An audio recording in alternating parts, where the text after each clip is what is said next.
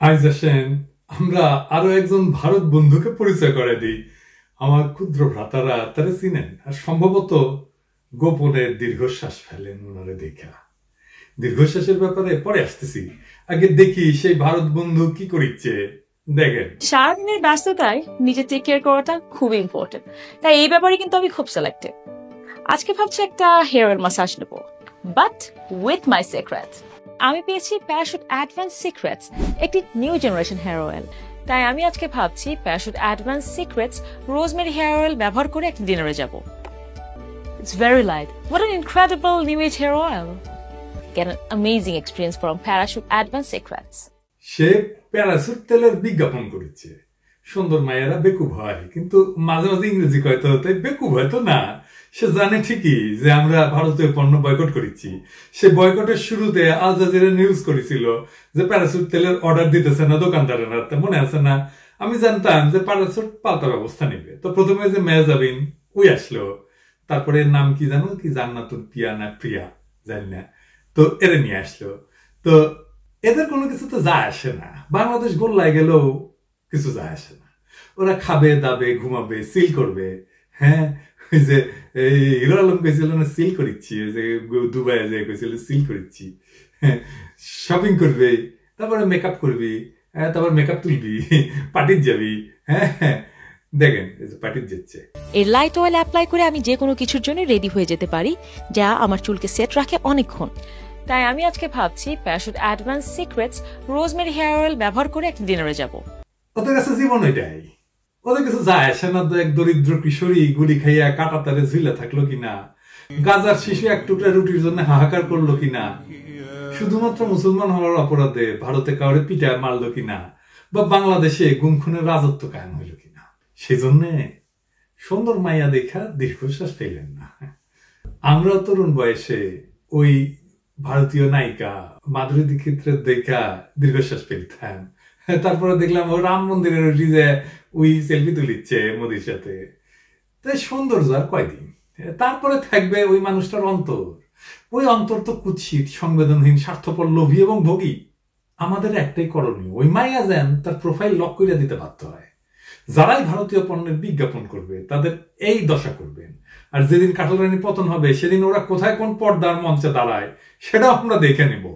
হ্যাঁ, যাই হোক, এবার আসেন কাটল রানীর আলাপে আসি। এই দিল্লির দাসী, নিকৃষ্ট, ফ্যাসিস্ট, খুনি, অবৈধ ক্ষমতা দখলকারী কাটল রানী এখন নতুন নাগরের খোঁজে নামিছে। দিল্লিতে গিয়ে সে সচক্ষে দেখে আসলো যে একদিনকার নাগর স্বামী মোদী আর খাড়াইতে পারতেছে না। কোয়ালিশনের ঠেলাঠেলিতে তার এখন ভাগ্যটা তো কাজ হইতেছে না। এর জন্য সে বহুকাল পরে ইন্দিরা গান্ধী পরিবারের সদস্যের সাথে কোলাকুলি করে আসছে। পাশে কোয়ালিশন ভেঙে গেলে তারা যদি আবার ক্ষমতা এসে পড়ে। মমতা ব্যানার্জি তো প্রকাশ্যে বলে দিচ্ছেন যে মোদীর এই কোয়ালিশন সরকার দুর্বল, টলমল। ওনারা বসে আছেন এটা দেখতেছে কবে এটা পইরা যায় ধপাস কইরা।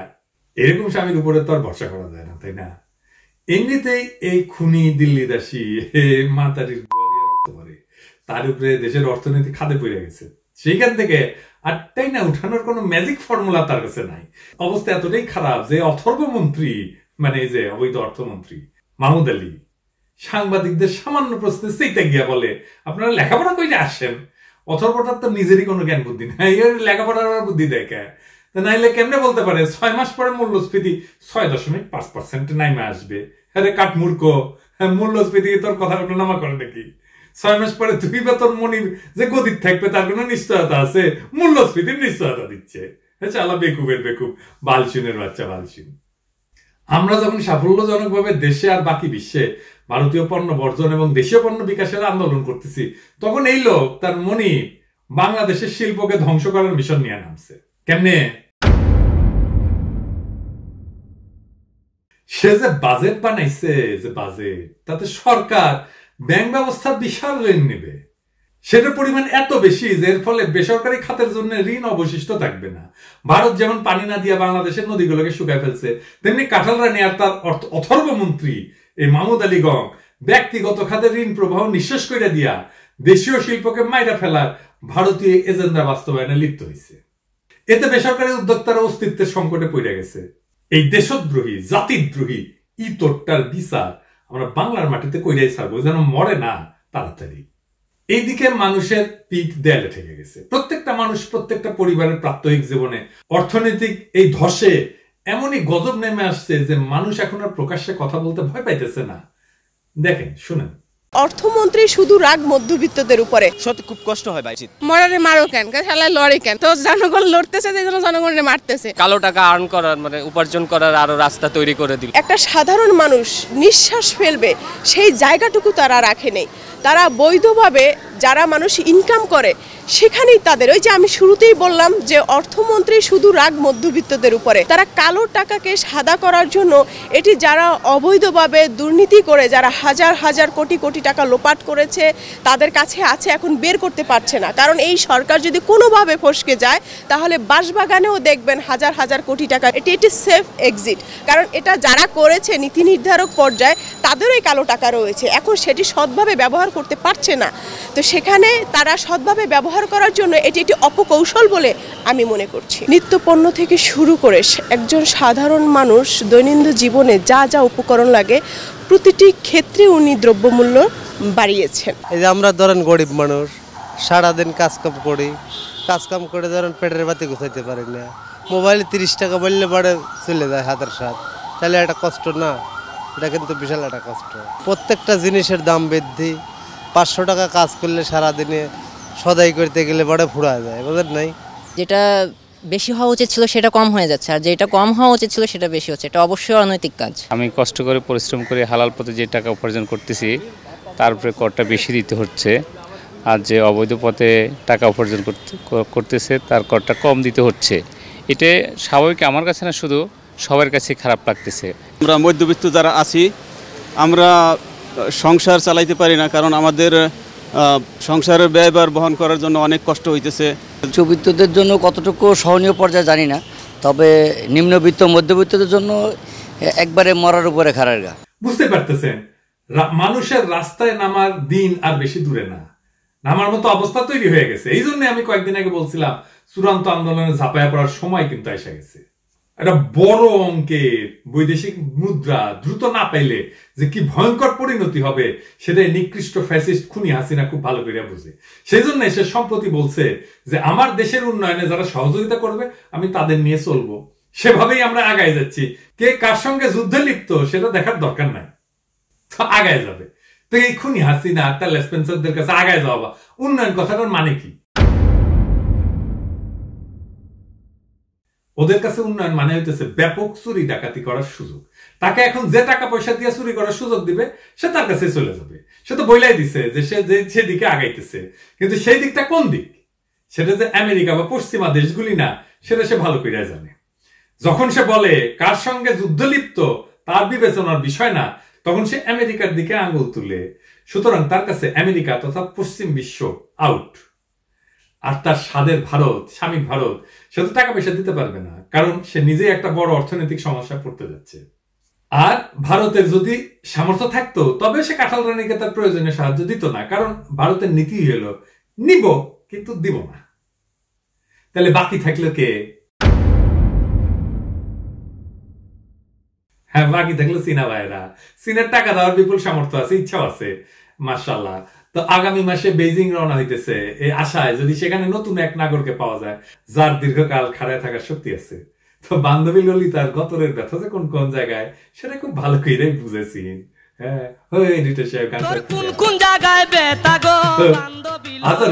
তারা পৃথিবীর ওল্ডেস্ট লিভিং সিভিলাইজেশন, অর্থাৎ পৃথিবীর সবচেয়ে প্রাচীন জীবন্ত সভ্যতা, যার বয়স প্রায় 4000 বছর। ভাত রান্না হয়েছে কিনা এটা বুঝতে ভাত টিপা দেখতে হয় না, ওদের দেখলেই বুঝে যায়। ঢাকায় চীনের রাষ্ট্রদূত ইতিমধ্যে খোলাখুলি ভাবে বলছে যে কাটাল রানীর এই বেজিং সফর হবে গেম চেঞ্জার। আগে কইছিলাম না, আমি কইছিলাম না এই গেম চেঞ্জার নিয়ে আলাপ করবো। আজকে সেই আলাপ। কাবা কাদের যে সবসময় বলেন না খেলা হবে খেলা হবে, দেখান এডিটর সাহেব, খেলা হবে সে পুরান খেলা আর চলবে না। চীন এই গেম বা খেলাটা চেঞ্জ করে দিবে, মানে পুরাপুরি বদলাই দিবে। কাওয়াজে বলছিল না ভারত তলে তলে আমেরিকাকে ফিক্স করে দিছে, সে ইন্ডিয়ান খেলা তার চীনের সাথে খেলতে পারবি না রে কাউয়া, পারবি না। চীনের প্রেসিডেন্ট শি জিনপিং এর একটা বিশেষ খ্যাতি আছে, জানেন সেটা কি? উনার খ্যাতি হইল উনি একজন গেম চেঞ্জার। উনি যেখানে হাত দিচ্ছেন সেখানে তিনি পুরানো খেলা বাতিল করে দিয়ে নতুন খেলা চালু করছেন। ক্ষমতা এসে শি প্রথমে যে কাজটি করেন তা হইল সেনা কমিউনিস্ট পার্টির অভ্যন্তরের দুর্নীতি এবং এই স্বার্থের পকেটগুলোকে নির্মূল করা। এটা ছিল স্রোতের বিরুদ্ধে একটা অত্যন্ত ঝুঁকিপূর্ণ কাজ, যা তার আগের নেতৃবৃন্দ করতে সাহস পায় নাই।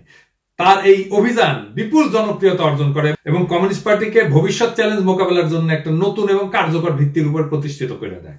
এই প্রক্রিয়ায় ব্যাপক সাফল্য অর্জনের কারণে তিনি সর্বপ্রথম গেম চেঞ্জার হিসেবে খ্যাতি অর্জন করেন। এই যে দুর্নীতির বিরুদ্ধে যুদ্ধ ঘোষণার পাশাপাশি প্রেসিডেন্ট সিং দারিদ্রের বিরুদ্ধে সংগ্রামকে ব্যাপকভাবে গতিশীল করেন, যার ফলশ্রুতিতে চীন থেকে অতি দরিদ্র নির্মূল হয়ে গেছে। শিখপুরা শাসনকালে চীনের জনগণের আয় অব্যাহতভাবে বৃদ্ধি পেয়েছে এবং চীন বিশ্বের দ্বিতীয় বৃহত্তম অর্থনীতিতে পরিণত হয়েছে। আগামী 10 বছরের মধ্যে আমেরিকাকে ছাড়াই যাবে, চীন হবে পৃথিবীর বৃহত্তম অর্থনীতি। শিয়ের নেতৃত্বে চীনের পিপলস লিবারেশন আর্মি বা গণমুক্তি ফৌজ দ্রুত আধুনিকায়নের মাধ্যমে আমেরিকার সামরিক সামর্থ্যের কাছাকাছি পৌঁছে গেছে। এখন চীন 6টা ডাইমেনশনে যুদ্ধ করার সামর্থ্য অর্জন করছে, যেটা কেবলমাত্র আমেরিকার আছে।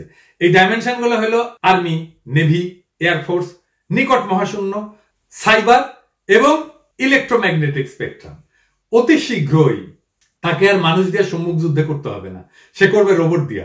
কিছুদিন আগে চীনে যুদ্ধ ব্যবহারের জন্য সশস্ত্র যান্ত্রিক কুকুর নির্মাণের সাফল্য প্রকাশ করেছে। দেখেন, robot dogs have shown off their military skills. The exercises are between Cambodia and China and are definitely not man's best friend here, although maybe they are. The new report, the new robot type, which weighs about 15 kilos, can perform maneuvers such as jumping and crouching while also independently avoiding obstacles. চীন এখন green টেকনোলজিতে বা সবুজ প্রযুক্তিতে সারা বিশ্বের নেতৃত্ব দিচ্ছে। উদাহরণ হিসেবে বৈদ্যুতিক গাড়ি নির্মাণে চীন সবাইকে ছাড়াই গেছে। চীন ঘোষণা করছে 2060 সালের মধ্যে কার্বন নিউট্রালিটি অর্জন করবে। কার্বন নিউট্রালিটি কি জানেন? আমাদের যে কোনো শিল্পের কাজে, আমাদের ইভেন চলাফেরার কাজেও কার্বন ছড়ায় এবং এই কার্বন যে এই গ্রিন হাউস গ্যাস বাড়ায় দেয়, পৃথিবীর উষ্ণতা বাড়ায় দেয়। কার্বন নিউট্রাল মানে আমার কাজ হবে কিন্তু কার্বন বেরোবে না, বুঝছেন? এটাই হইতেছে আধুনিক বিশ্বের ট্রেন্ড। এখন বিশ্বের আর কোন দেশ বিশ্বের পরিবেশ রক্ষার উদ্দেশ্যে এত বড় উদ্যোগ নেয় নাই। চীনের এই ঘোষণা সারা পৃথিবীর পরিবেশ রক্ষার আন্দোলনে একটা বিরাট শক্তি যোগ করছে।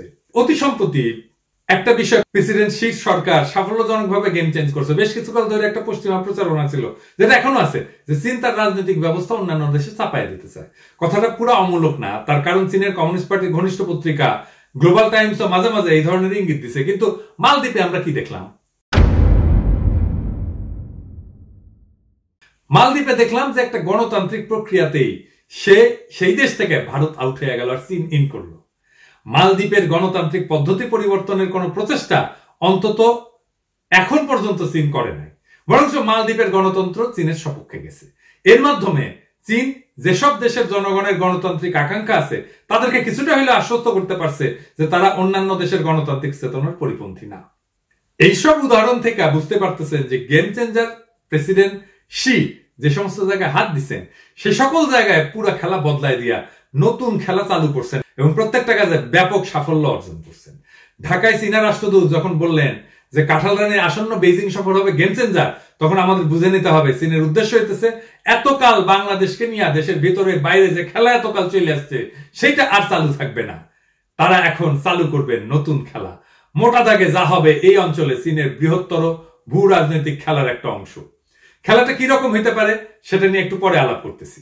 তার আগে আমরা একটা মোটামুটি ধারণা করে নিই যে আমাদের এই অঞ্চলে চীনের প্রধান ভূ রাজনৈতিক স্বার্থ কি। আপনারা নিশ্চয়ই জানেন যে বঙ্গোপসাগর তথা ভারত মহাসাগরে চীনের সরাসরি কোনো প্রবেশাধিকার নেই। তাকে মায়ানমারের বিভিন্ন রাজ্যের মধ্যে দিয়ে ট্রানজিটের মাধ্যমে বঙ্গোপসাগরে ঢুকতে হয়। এই উদ্দেশ্যে চীন বেল্ট এন্ড রোড ইনিশিয়েটিভের অধীনে মায়ানমারের ভিতর দিয়া বিশাল ট্রানজিট প্রকল্প বাস্তবায়ন করতেছে কয়েক বছর ধরে। চীনের মূল ভূখণ্ড থেকে এই প্রকল্প শুরু হইয়া বাংলাদেশের পাশ দিয়া আরাকান রাজ্যের উপকূলে যে শেষ হয়েছে। ভারত মহাসাগর দিয়া চীনের আমদানি রপ্তানি বাণিজ্যের বিশাল অংশ পরিচালিত হয়। এই মহাসাগরে প্রবেশ এবং চীনের পণ্য চলাচলের পুরোটাই নিশ্চিত করা চীনের অর্থনৈতিক এবং রাজনৈতিক ভবিষ্যতের জন্য অত্যন্ত গুরুত্বপূর্ণ। বিশ্বে চীনের প্রধান প্রতিদ্বন্দ্বী আমেরিকা চীনের এই দুর্বলতা বুঝে, যার কারণে এই অঞ্চলে চীনকে বাগে রাখার জন্য America Indo Pacific strategy, quad, AUKUS ইত্যাদির মাধ্যমে চীনকে কন্টেন্ট করা মানে ঘিরে ধরা উদ্যোগ জারি রাখছে। সিঙ্গাপুরে সম্প্রতি অনুষ্ঠিত সাংগ্রিলা ডায়ালগে আমেরিকার প্রতিরক্ষা মন্ত্রী লয়েড অস্টিন প্রকাশ্যেই বলছেন আমেরিকা ইন্দো প্যাসিফিকের প্রতি গভীরভাবে অঙ্গীকারাবদ্ধ। এই অঞ্চলে আমরা পুরোপুরি আছি, এখান থেকে আমেরিকা সইরা যাবে না। এর উত্তরে চীনা প্রতিরক্ষা মন্ত্রী ডং জন পরিষ্কারভাবে জানাই দিচ্ছেন যে আমাদের অঞ্চলে কোন দেশ বা কোন শক্তিকে যুদ্ধ বাধাইতে বা গোলযোগ লাগাইতে দিব না।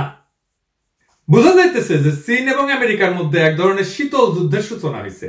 এর আগে আমেরিকা এবং সোভিয়েত ইউনিয়নের মধ্যে শীতল যুদ্ধের সময় আমরা দেখতে পাইছি এই দুই শক্তিকে বিশ্বের বিভিন্ন দেশকে তাদের নিজেদের পক্ষে টাইনে আনার ক্রমাগত চেষ্টা করছে। একইভাবে বর্তমানে চীন এবং আমেরিকা আমাদের অঞ্চলের দেশগুলিকে নিজেদের পক্ষে রাখার জন্য বিভিন্নভাবে চেষ্টা করতেছে। স্বভাবতই চীন চায় যে বঙ্গোপসাগর তথা ভারত মহাসাগরে প্রবেশ করার জন্য সে যে প্রকল্প বাস্তবায়ন করতেছে সেটা যেন সকল অবস্থাতেই সুরক্ষিত থাকে। এর জন্য তার প্রয়োজন এই প্রকল্পের সন্নিহিত অঞ্চলে মানে আশেপাশের অঞ্চলে বিভিন্ন দেশকে নিজেদের পক্ষে নিয়ে আসা, যাতে কইরা কেউ এই প্রকল্পের প্রতি কোনো হুমকি সৃষ্টি করতে না পারে এবং চীন ভারত মহাসাগরের নিরাপদ অপ্রতিহত প্রবেশ নিশ্চিত করতে পারে। যেহেতু এই প্রকল্পটা বাংলাদেশ মায়ানমারের সীমান্তের পাশ দিয়ে গেছে, সে কারণে বাংলাদেশকে নিজের পক্ষে রাখা চীনের প্রয়োজন। কয়েকদিন আগের একটা এপিসোডে আমি দেখাইছিলাম যে এই একই সীমান্তে কাটাল রানীর অবৈধ সরকার ভারতের কাছ থেকে ঋণ নিয়ে ভারতের প্রতিরক্ষা কৌশলের অংশ হিসেবে ভারতীয় বাহিনীর ব্যবহারের জন্য একটা রাস্তা তৈরি করা হইতেছে।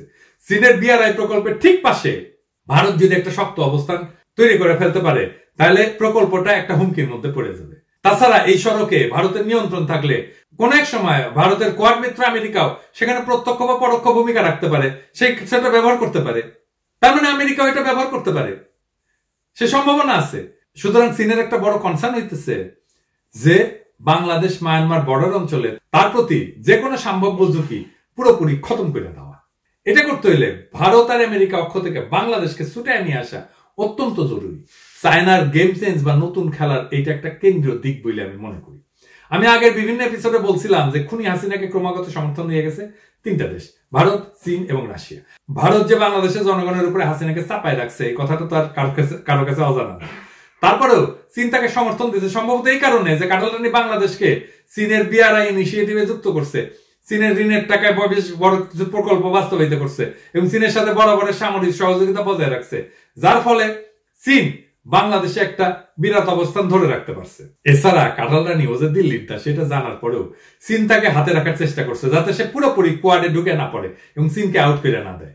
এই মুহূর্তে বাংলাদেশের ক্ষেত্রে চীন চারটা কারণে অত্যন্ত সুবিধাজনক অবস্থায় আছে। প্রথমত, গত 7 জানুয়ারির নির্বাচনে প্রহসনের আগে ভারত বাংলাদেশে আমেরিকার প্রভাব যথেষ্ট পরিমাণে খর্ব করে দিতে সমর্থ হয়েছে। দ্বিতীয়ত, ভারতের সাম্প্রতিক নির্বাচনের পর যে কোয়ালিশন সরকার গঠন করাইছে সেটা হলো একটা ঠেলাঠেলির ঘর। পূর্বেকার কোয়ালিশন গভর্নমেন্ট গুলোর মতো এবার মধ্যে সার্বক্ষণিক দুশ্চিন্তায় থাকবে। এই বুঝি জোট শরিকেরা তারে ছাইরা যায় আর সে গদি হারায়। ফলে তার পক্ষে আর আগের মতো শক্তভাবে পররাষ্ট্র কর্মকাণ্ড চালায় দেওয়া সম্ভব হবে না। এই প্রক্রিয়ায় বাংলাদেশের উপরে তার বজ্রমুষ্টি কিছুটা হইলেও শিথিল হইয়া পড়বে। তৃতীয়ত, বাংলাদেশের অর্থনৈতিক অবস্থা অনেকটা বিস্ফোরণ পূর্ব আগ্নেয়গিরির মতো। অর্থনীতি বাঁচাইতে হইলে চীনের দ্বারস্থ হওয়া ছাড়া কাটাল রানীর আর কোনো পথ খোলা নাই। চতুর্থত, ইন্ডিয়া আউট এবং ভারতীয় পণ্য বর্জনের আন্দোলন যে স্বল্প সময়ের মধ্যে দাবালনের মতো সারা দেশে এবং বিশ্বের সকল স্থানে বাংলাদেশি কমিউনিটির মধ্যে ছড়ায় গেছে, তাতে পরিষ্কার যে বাংলাদেশ থেকে ভারতকে বাইর করে দিতে এই দেশের জনগণ বদ্ধপরিকর। আমাদের স্বার্থের সপক্ষে দাঁড়িয়ে চীন যদি ব্যাপক সহায়তার হাত প্রসারিত করে তাইলে বাংলাদেশের মানুষ তার সাদরে গ্রহণ করবে। সুতরাং বাংলাদেশে গেম চেঞ্জ কইরা নতুন খেলা চালু করার জন্য যে পরিস্থিতি দরকার তা অনেকটাই চীনের অনুকূলে আছে। ওই যে সুবীর ভৌমিক কইছিল না, চীনও তো হাসিনার সমর্থন দিচ্ছে, তা আমরা কেন চীনের পণ্য বয়কট করি না? চীনও তো শেখ হাসিনাকে ভারত যতটা সমর্থন দিয়েছে তার থেকে কম না বরং বেশি সমর্থন দিয়েছে, কিন্তু চীনের পণ্য বয়কটের কথা তো কেউ বলছে না। এইসব লোক, এই যে ব্লগার গুলো, কেউ প্যারিস থেকে কেউ লন্ডন থেকে চিৎকার করছে 3 বেলা, তারা চীনের পণ্য বয়কটের কথা তো কিছু বলছে না। জানেন তো এটার উত্তর? এর উত্তর হচ্ছে বাংলাদেশে যেই ক্ষমতায় আসুক এটা চীনের কোনো সমস্যা না। বিএনপি আসুক, জামাত আসুক, এমনকি আওয়ামী লীগ থাকুক, কোনো সমস্যা না, যে আসুক তার সাথে সে সম্পর্ক করবে। কিন্তু বাংলাদেশে বিএনপি জামাত যেন না আসে এটা একান্তই ভারতের সমস্যা। বাংলাদেশের বর্তমান সংকটের সেটাই তো মূলে, আর এই জন্যই তো বাংলাদেশের নির্বাচন ব্যবস্থাটাকে ধ্বংস করে দেওয়া হয়েছে। তো আমরা কার পিছে লাগবো? চীনের পিছে লাগবো? এই অবস্থা তৈরিতে দায় তো একমাত্র ভারতের, আর কারো না। তো আমরা ভারতের পিছনে লাগবো। যাই হোক, খুনি হাসিনার কাছ থেকে আর্থিক সহায়তার বিনিময়ে চীন কি কি চাইতে পারে? গেম চেঞ্জ করতে হইলে তাকে মানে চীনকে বঙ্গোপসাগরে তথা ভারত মহাসাগরে তার প্রবেশাধিকার, তার প্রতি যে কোনো ধরনের হুমকিকে খতম করে দিতে হবে। এটা করতে হলে তাকে বাংলাদেশ মায়ানমার সীমান্ত অঞ্চল থেকে ভারতকে তাড়াই দিতে হবে। ভারত যাতে ভবিষ্যতে চীনের বিরুদ্ধে বাংলাদেশের ভূখণ্ডকে ব্যবহার করতে না পারে, সে উদ্দেশ্যে দীর্ঘকালীন স্ট্র্যাটেজির অংশ হিসেবে চীন চাইবে বাংলাদেশে ভারতের যে সর্বব্যাপী আগ্রাসন প্রভাব সেটা যথেষ্ট পরিমাণে হ্রাস করতে। 7 জানুয়ারির নির্বাচনী প্রহসনের আগে ঢাকায় নিযুক্ত চীনা রাষ্ট্রদূত প্রকাশ্যে ইঙ্গিত দিয়েছিলেন চীন তিস্তা প্রকল্প বাস্তবায়িত করতে চায়। দৃশ্যত এটা ছিল নির্বাচনী প্রক্রিয়ায় খুনি হাসিনাকে চীনের সমর্থনের একটা প্রধান শর্ত। তিস্তা অঞ্চলে চীনের উপস্থিতি ভারতের জন্য বিরাট নিরাপত্তা ঝুঁকি তৈরি করবে। সেই বাস্তব আশঙ্কায় ভারতের পররাষ্ট্র সচিব সম্প্রতি ঢাকায় ছুটে আসছিলেন এই প্রস্তাব দিতে যে ভারত তিস্তা প্রকল্পে অর্থায়ন করবে। নাইকলে থাকা মিছাই করছে, দেরি করায় দেওয়ার জন্য আর কি। তা আপনারা জানেন তো, ভারতের উত্তর পূর্বাঞ্চল অর্থাৎ 7 সিস্টার রাজ্যগুলি মূল ভারতীয় ভূখণ্ডের সাথে একটা অত্যন্ত সরু করিডোর দিয়ে যুক্ত আছে, যেটাকে চিকেন নেক হিসেবে অভিহিত করা হয়। চিকেন নেকের উত্তর সীমানার কাছাকাছি ডোকলাম নামের স্থানে চীন ইতিমধ্যে বিশাল একটা ঘাঁটি তৈরি করছে। তিস্তা হইতেছে চিকেন নেকের দক্ষিণ সীমানার কাছাকাছি। সেখানে চীন হাজির হইলে উত্তর আর দক্ষিণ দুই দিক দিয়া ভারতের উপর ব্যাপক চাপ সৃষ্টি করতে পারবে। ভারত কোয়াডের সদস্য হিসেবে ভারত মহাসাগরের বিভিন্ন অঞ্চলে চীনকে ঠেকানোর কর্মকাণ্ডে লিপ্ত আছে। এছাড়া দক্ষিণ চীন সাগর অঞ্চলে চীনের বিরুদ্ধে ফিলিপাইনকে সাহায্য করার জন্য ভারত নৌবাহিনীর জাহাজও পাঠাইছে। অর্থাৎ যেখানে পারতেছে সেখানে চীনকে চাপাই রাখার চেষ্টা করতেছে। চীনও স্বাভাবিকভাবে ভারতের বিরুদ্ধে পাল্টা কায়দা অবলম্বন করবে। তিস্তা প্রকল্প চীনকে ভারতের উপরে চাপ সৃষ্টি করার একটা বড় সুযোগ করে দিবে। সেই সুযোগ চীন হাতছাড়া করবে কোন দুঃখে। সুতরাং বাংলাদেশের চীনের প্রভাব ব্যাপক বৃদ্ধি, বাংলাদেশে মায়ানমারের সীমান্ত অঞ্চল চীনের জন্য সম্পূর্ণভাবে ঝুঁকিমুক্ত করা এবং তিস্তা প্রকল্প বাস্তবায়ন করার মাধ্যমে ওই অঞ্চলে নিজেদের উপস্থিতি নিশ্চিত করা, এই 3টা বিষয় চীনের গেম চেঞ্জ পরিকল্পনার অংশ হবে বলে আমার মনে হয়। চীনের নীতি বাস্তবায়নের একটা প্রধান দিক হইল যে তারা কয়েক দশকের জন্য পরিকল্পনা করে এবং ধীরে ধীরে তা বাস্তবায়ন করে। বাংলাদেশের ক্ষেত্রে চীন কাটালানির কাছে একটা কৌশলী ভূ রাজনৈতিক ওপেনিং চাইবে এবং একবার সেটা পাইয়া গেলে সে বাকি কাজ আগামী কয়েক বছরের মধ্যে সেরে দিবে। কাটালানি বর্তমানে যে গভীর একটা ভালনারেবিলিটির মধ্যে পড়ছে, তাতে চীনের কথা না শুনে তার কোনো উপায় নাই। সে হয়তো ভাবতেছে ভারত সরকারের দুর্বল মুহূর্তে চামে চীনের সাথে একটা ডিল করে ফেলতে। এর ফলে ভারতের তরফ থেকে বড় ধরনের কোনো অসুবিধার সম্মুখীন সে নাও হইতে পারে। আগেরবার দেখেছিলাম না, ওই যে মোটা বুরহান কবি হাসিনা লেসপেন্সার ওর পত্রিকায় কি লিখেছিল। তো কাটালানি হয়তো বা এটাও মনে করতে পারে যে বাংলাদেশের মানুষ ভারতের বিরুদ্ধে যে পরিমাণে বিলা হয়েছে, তাতে যদি সে চীনের সাথে একটা ডিল করে ফেলতে পারে, তারপরে তার উপরে জনগণের রোষ কিছুটা কমলেও কমতে পারে। সুতরাং দেখা যাইতেছে এই মুহূর্তে চীন এবং কাটালানি পরস্পরকে প্রয়োজন। এই কারণে চীন সফরের সময় এই দুই পক্ষের মধ্যে একটা ডিল হয়ে যাওয়া অসম্ভব কিছু না। তবে অত্যন্ত গুরুত্বপূর্ণ ব্যাপার হইল যে এই বাংলাদেশের জনগণকে পাশ কাটাইয়া চীন যদি কাটালানির সাথে ডিল করে ফেলে, তাহলে আমাদের জন্য এটা হবে নতুন বোতলে পুরানা মদ। এটা কোনো গেম চেঞ্জ হবে না, হাসিনার কেবল প্রভু বদল হবে। এতকাল ভারত এই লুটেরা খুঁটি ফ্যাসিস্ট মাতারি প্রধান মতদাতা ছিল। ভারত যে তাকে ক্ষমতায় রাখার সবচেয়ে বড় শক্তি হিসেবে কাজ করছে, এখন ভারতের জায়গায় এসে বসবে চীন। কিন্তু কাটালানির খাইসলত তো আর বদলাবে না, তাই না? চীনের কাছ থেকে টাকা পয়সা পাইয়া তার লুটের মেশিন পুনরায় চালু করবে। বাংলাদেশের জনগণের গণতান্ত্রিক অধিকার, মানবাধিকার, বাইচে থাকার অধিকার ক্রমাগতভাবে পদদলিত করতে থাকবে। বর্তমানে ভারত যেমন বাংলাদেশের মানুষের লানত কুড়াইতেছে, হাসিনাকে কোলে চড়াইলে চীন তেমনি বাংলাদেশের মানুষের অভিশাপ কুড়াবে। চীনকে গভীরভাবে এই বাস্তবতা অনুধাবন করতে হবে। দ্বিতীয়ত, ভারতের কেন্দ্রীয় সরকার কোয়ালিশন হওয়ার কারণে যে দুর্বলতা দেখা দিচ্ছে, তার ফলে আমেরিকা ভারতকে দিয়া বাংলাদেশে চীন ঠেকানোর ব্যাপারে আর কোনো ভরসা করতে পারবে না। তার নিজের পেটের ব্যথার কারণে বাংলাদেশে তাকে পুনরায় সক্রিয় ভূমিকা গ্রহণ করতে হবে। মানে মনে রাখতে হবে, আমেরিকা তথা পশ্চিমা বিশ্ব বাংলাদেশে গণতন্ত্র মানবাধিকারের এজেন্ডার থেকে সরে আসে নাই। যদিও ভারতের চাপে গত নির্বাচনী প্রহসনের সময় তারা তাদের সক্রিয় ভূমিকা থেকে সরে আসছিল। এখন বাংলাদেশের জনগণকে উপেক্ষা কইরা চীন যদি কাটালানির সাথে ডিল করে, তাহলে বাংলাদেশে গণতন্ত্র, মানবাধিকার এবং সুশাসনের প্রশ্নে চীনের সাথে আমেরিকার টক্কর লাগা কেবল সময়ের ব্যাপার। হাসিনাকে কোলে রাখলে চীন বাংলাদেশের জনগণকে সাথে পাবে না। এরকম একটা পরিস্থিতিতে আমেরিকার সাথে কি পাইরে উঠবে সে? তৃতীয়ত, খুনি হাসিনা যদি চীনের সাথে কোনো ধরনের ডিল করে, সেটা সাময়িক হইতে বাধ্য। সে আপাদমস্তক ভারতের এজেন্ট। 1975 সালে শেখ মুজিব সপরিবারে নিহত হইলে বিদেশে অবস্থানরত হাসিনা এবং তার পরিবার ভারতে আশ্রয় নেওয়ার জন্য যখন দিল্লি বিমানবন্দরে অবতরণ করে, তখন তাকে রিসিভ করে দুই ব্যক্তি, যারা নিজেদেরকে পরিচয় দেয় ক্যাবিনেট ডিভিশনের কর্মকর্তা হিসেবে। ভারতের গোয়েন্দা সংস্থা র ভারত সরকারের ক্যাবিনেট ডিভিশনের অধীনস্থ। এই দুই ব্যক্তি ছিল রয়্যাল এজেন্ট। তার হাসিনা এবং তার স্বামী ডক্টর ওয়াজেদের দীর্ঘ জবানবন্দি নেয়। এমনিতে দীর্ঘযাত্রার ক্লান্তি, তারপরে পরিবারের হত্যাকাণ্ডে তারা মানসিকভাবে বিপর্যস্ত। এই অবস্থায় র যা যা বলছে সেটা মাইনে নিয়ে ভারতে আশ্রয় গ্রহণ করার ছাড়া তার আর কোনো উপায় ছিল না। এই যে হাসিনা রয়ের খাতায় নাম লেখাইলো, তারপর থেকে প্রায় 50 বছর ধরে সে ভারতের সেবা করতেছে একনিষ্ঠভাবে, এবং ভারতও তাকে যথাযথ পুরস্কার দিছে। সে তার পুরা দলের লোকজনকে বানায় ফেলছে ভারতের ক্যান্ডিডেট। তার নৌকা বুঝায় ভারতপন্থীরা, প্রশাসন, পুলিশ থেকে শুরু করে গোয়েন্দা সংস্থা, সেনাবাহিনী, সরকারের সকল পর্যায়ে সে ভারতীয়দের ঢুকাই দিছে। তার পক্ষে ভারত থেকে সরে আসা অসম্ভব। ঝাঁকের কই যেমন ঝাঁকে ফেরত যায়, তেমনি প্রয়োজন ফুরিয়ে গেলে কাঁঠালরানিও চীনকে মাইনাস করে তার প্রকৃত প্রভু ভারতের কাছে ফেরত যাবে। সুতরাং কাঁঠালরানির সাথে ডিল করলে স্বল্প মেয়াদের কিছু সুবিধা ছাড়া চীন আর কিছু পাবে না। এতে জনগণ তার প্রতি বৈরী থাকবে এবং শেষ পর্যন্ত এই খুনি ফ্যাসিস্ট তার প্রকৃত মনিবের কাছে ফেরত যাবে।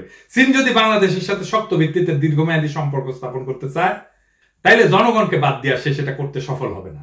বাংলাদেশে সে যদি সত্যি গেম চেঞ্জ করতে চায়, তাহলে এই নতুন গেম বাংলাদেশের জনগণের সাথে নিয়ে খেলতে হবে।